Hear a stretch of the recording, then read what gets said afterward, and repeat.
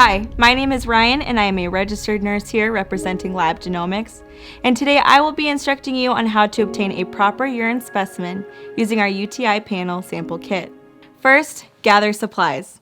For the specimen, you will need the UTI kit complete with the sterile urine collection cup and vacutainer tube, personal protective equipment, and Lab Genomics form. First, open the package, remove the tube and collection cup. Provide the patient with urine collection cup and instruct patient on obtaining a clean catch urine sample. Once completed, screw the cap back on the collection cup tightly. Remove the sticker revealing the needle and place the tip of the vacutainer collection tube where the sticker was previously. Place it firmly onto the needle and allow for the vacuum tube to fill.